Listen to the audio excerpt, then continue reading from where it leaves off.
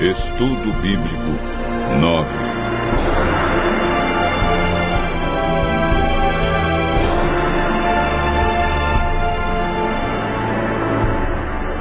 A verdade sobre a morte.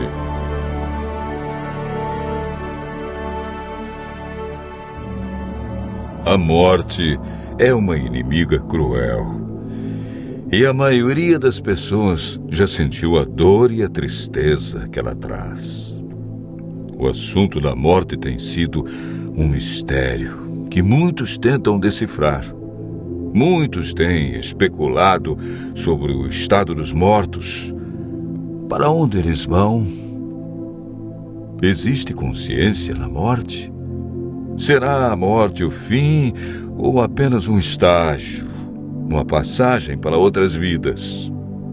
Hoje, no mundo cristão, há muitos ensinos sobre o estado do homem na morte. Vejamos o que a Bíblia diz.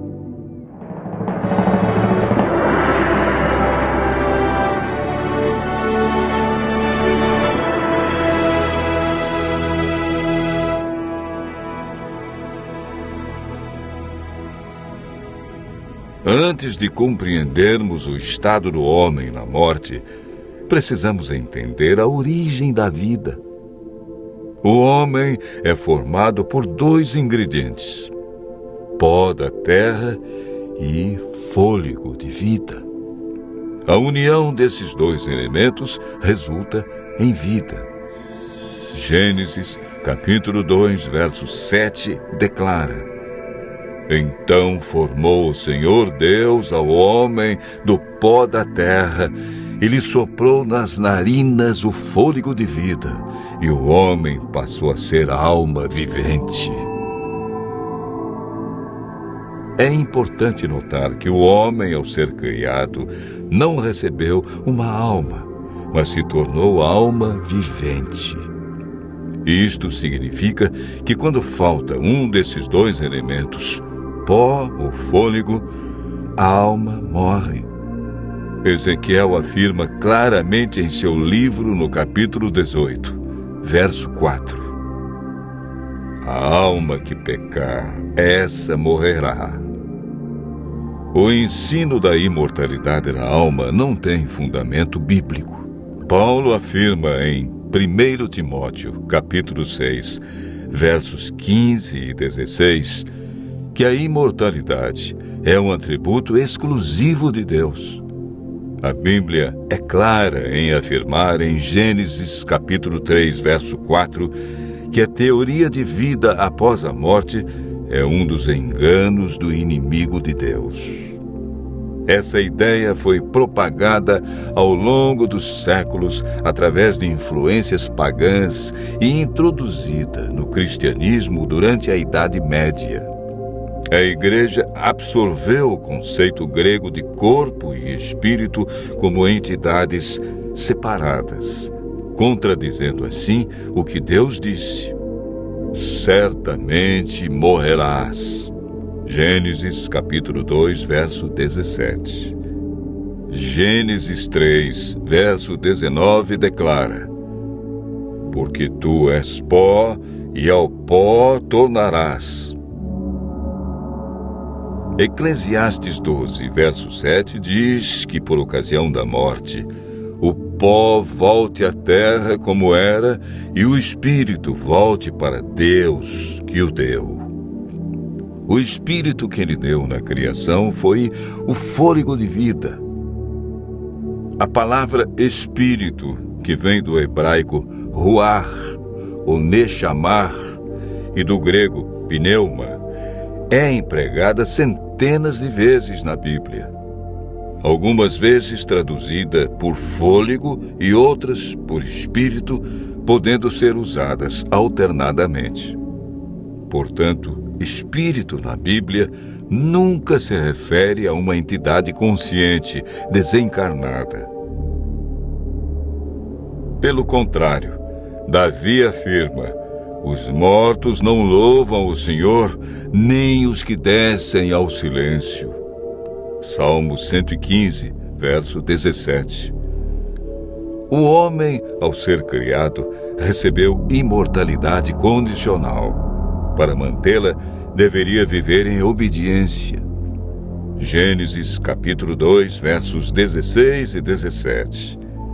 E o Senhor Deus lhe deu esta ordem: de toda a árvore do jardim comerás livremente, mas da árvore do conhecimento do bem e do mal não comerás, porque no dia em que dela comeres, certamente morrerás. Deus declarou claramente: morrerás. Foi Satanás, através da serpente, quem declarou: é certo que não morrereis. Essa foi a maior mentira do universo que se mantém até os dias de hoje. Adão e Eva conheciam apenas um mundo cheio de vida, e a morte era um mistério. Eva desobedeceu a Deus, comeu do fruto proibido e o deu a Adão. Como resultado, o que Deus disse se cumpriu. A morte, a dor e o sofrimento passaram a existir. Após o pecado, herdamos uma natureza egoísta que não tem prazer em estar na presença de Deus. Lemos em Eclesiastes 9, versos 5 e 6. Os vivos sabem que hão de morrer, mas os mortos não sabem coisa nenhuma, nem tampouco terão eles recompensa, porque a sua memória jaz no esquecimento. Amor, ódio e inveja para eles já pereceram. Para sempre não têm eles parte em coisa alguma do que se faz debaixo do sol. A Bíblia diz que os mortos não sabem coisa alguma, portanto, não podem se comunicar com os seres vivos e nem os vivos com eles. A pessoa, quando morre, permanece na sepultura em um estado de inconsciência. Jesus considerou a morte como um sono. Antes de ressuscitar a Lázaro, afirmou: nosso amigo Lázaro adormeceu, mas vou despertá-lo. Jesus apresenta a solução para a morte em João, capítulo 5, versos 28 e 29.